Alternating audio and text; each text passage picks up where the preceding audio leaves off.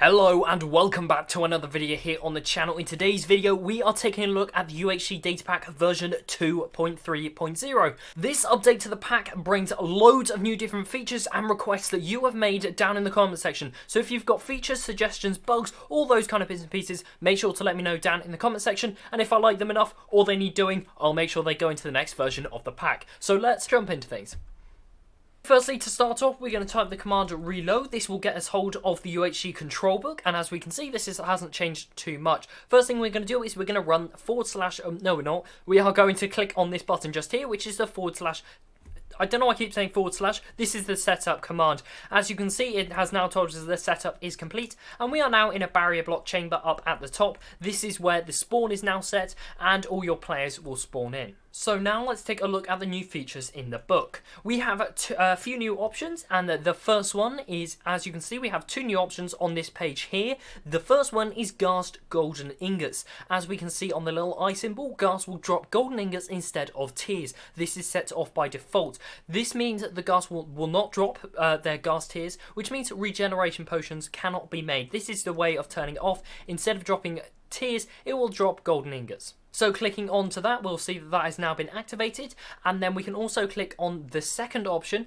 which is 100% tridents. This is similar to the 100% flint, and this will mean drowns will drop tridents every single time. This is set off by default, as most of them are. We're also going to turn this one on. So moving on from page 3, we can see that the world border options have not changed in this update to the pack. That is all remaining the same.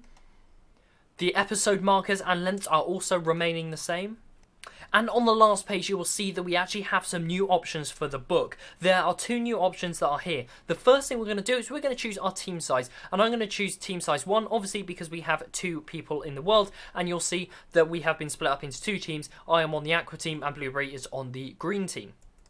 Secondly, down on this page, we have the show information bar. This will display information on the side of your screen about your game. So we're going to turn this on. As you can see, it sets some information to the side there now, and more information will be added when the game begins. So we'll take a look at that when the game begins. That will remain on the side of your screen for the entire game. We also have this option called show selections. Clicking on this will show you what you have activated, so you can test and see if you've made sure you've got everything running that you want to be running before you start your UHC. So as we can take a look, everything is being selected. 2 lines of hearts is off, golden apple is off, auto smelt is off, no phantoms are off, no extra stones are off, 100% flint drop is off, no passive mob AI is off, shrinking world border is on, world border size is 2000, Ghast drop golden ingots is on, as we have turned that on, 100% trident drop is also on because we have turned that on.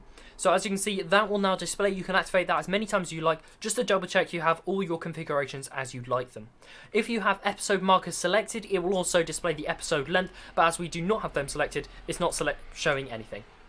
So now we're going to go ahead and we are going to start our game by clicking on yes. As you will see, this is starting as normal, and both players have been teleported to different areas in the map.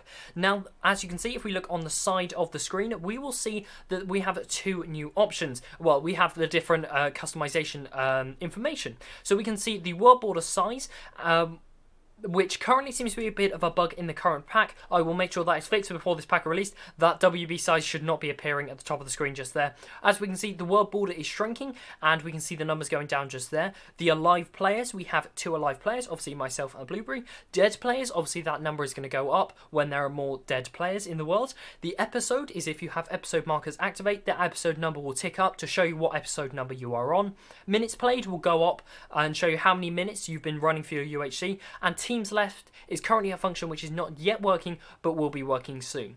So what I'm going to do now is I'm going to go on to the other account, and I'm going to break the glass, and I'm going to make sure Blueberry falls to her death. And we will see that as this is the last player, this will show the team that wins. This is showing Aqua Team has won, which is myself.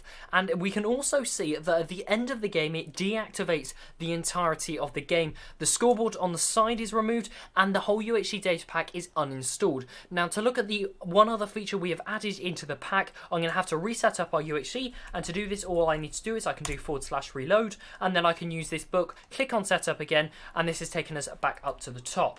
Something that I often get comments about in these kind of videos is how can I do custom teams? Now this is the really simple way about it. You can do /team join, and it has to be obviously done manually. All the teams are there so you can choose what colour you'd like, and then you can join it just like that. So it can be done manually if you'd like to play manually with your own selected teams instead of randomised teams. So now we're going to go ahead and we are going to start our game just like this. As you can see, it's starting up as normal. This means you can be running UHC multiple times in a world if you want to do something like that, as we now have a function. This will only be able to run by admins on the world, but if you'd like to run a command, you can do /function, and this is, you can just type /function stop, and as you can see, this appears. Minecraft:stop is the function you can run.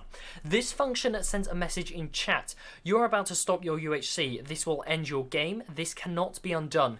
Do you wish to proceed? Clicking yes will uninstall the whole UHC and reset everything. So when we click on yes, you'll see that that has all been uninstalled, and we have now received the book again.